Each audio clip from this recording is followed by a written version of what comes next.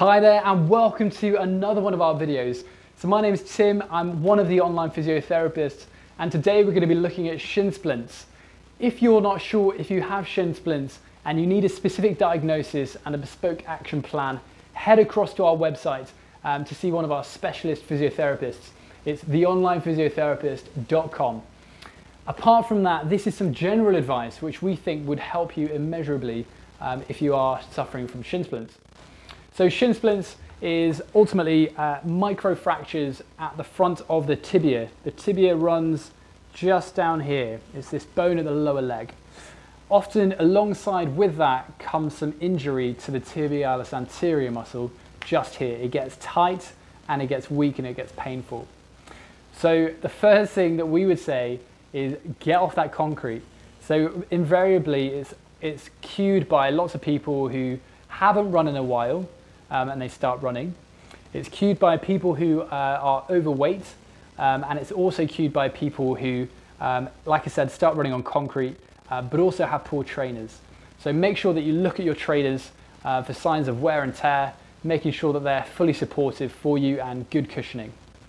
The next thing that I'd advise you to do is ice the area. Make sure that you have a nice ice pack that can go on the front of here. Now, because this area is quite superficial, it's not deep, we can pop that ice pack just nice and close to that skin, making sure that you just check your skin for sensation and make sure that you're not having any issues with that. So 20 minutes, 3-4 times a day is going to really help you out with that.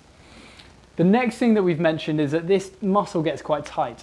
So the first thing that we'd probably do is just coming back onto your heels, okay? So that's going to stretch your tibialis anterior muscle, which is really important to just help progress you forward and make walking less painful. So if that's not enough of a stretch for you, then you can use a roll just underneath to allow the bottom of the ankle to fall into that chasm. Now you might find that you need to just bring those knees forward a touch just to feel that stretch going right across the front of the ankle.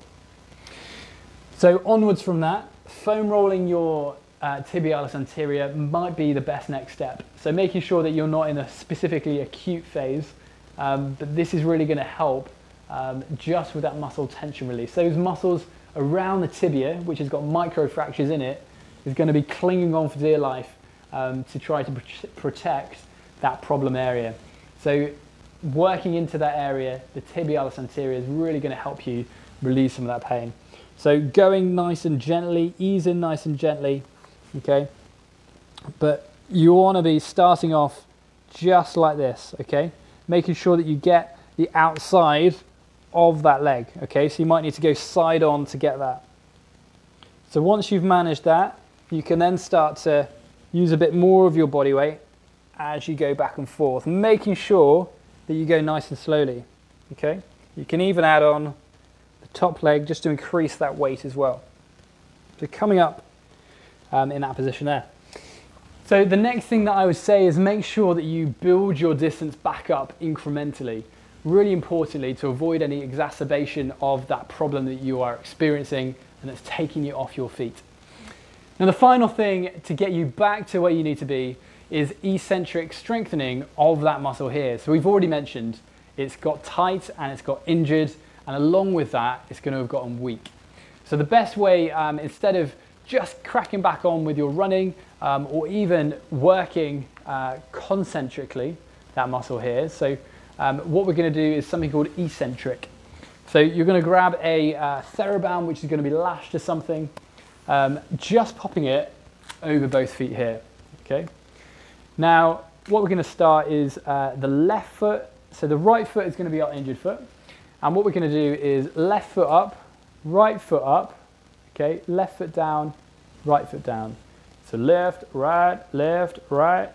So that's exactly how we do it. So left one comes up and it takes attention away from the right, which means the right can come up nice and uninterrupted, and the left goes down, leaving the right one to hold that muscle, and then it can control it down. So that's eccentric loading of this tibialis anterior muscle. Repetition wise, we'd probably recommend about 10 to 20 repetitions twice through with a small break in between. So we hope you've massively enjoyed this video. We've hoped it really helped you out. Please hit the like button below, and that'll just make it more aware for lots of other people suffering the same issue that you are. Also, if you know people who are suffering with this problem, please do share this video with them so that they can get the benefit too. And finally, if you're not already, please subscribe, hit that subscribe button to make sure that you're receiving our weekly content, which is going to help you into that world of less pain and more function. So thanks very much for joining us, and we look forward to seeing you very soon.